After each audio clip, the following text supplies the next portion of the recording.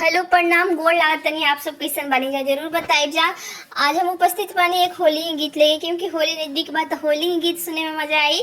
तो जरूर सुनी जा और लाइक करी जा। चैनल पे नया बानी जा तो सब्सक्राइब करी जा और शेयर करी जा और एक कमेंट प्यारा करी जा और बताई जा जरूर कि कैसन लागल है कैसन ना लागल है।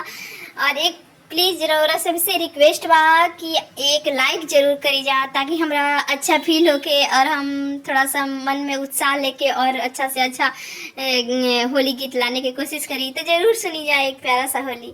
आरे चढ़ते फागुनमा भंगिया मांगले हो हमर भोला बहुरइले।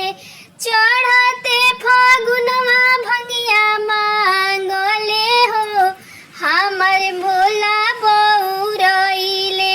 चढ़ते फागुनमा भंगिया मांगले हो हमर भोला बहुरइले। मेवा मिठाई उनका मन ही ना भावे। मेवा मिठाई उनकर मन ही ना भावे। भंगिया धतुरावा पिसावे हो हमर भोला बहुरइले।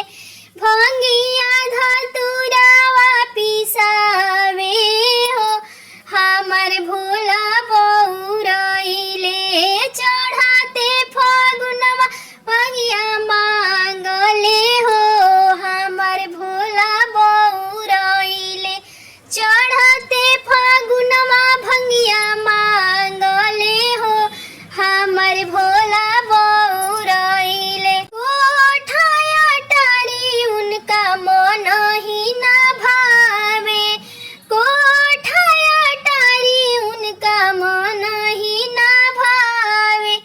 अरे टोटाही मड़ैया रखवावले हो हमर भोला बहुरइले। टूटाही मड़ैया रखवावले हो हमर भोला बहुरइले। चढ़ते फागुनवा भंगिया मांगले हो हमर भोला बहुरइले।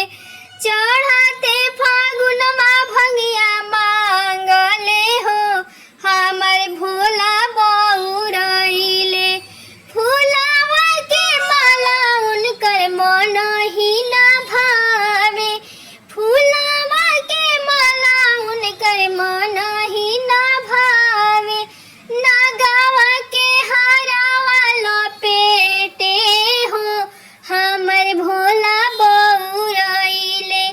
नागवा के हारावा लपेटे हो हमर भोला बहुरइले।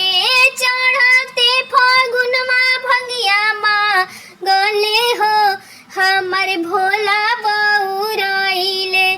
चढ़ते फागुनमा भंगिया मांगले हो हमर भोला बहुरइले। सूटा बूटा टाई उनका मन ही ना भावे। सूटा बूटा टाई उनका मन ही ना भावे। मिरिगा के छलावा लपेटे हो हमर भोला बहुरइले। मिरिगा के छलावा लपेटे हो हमर भोला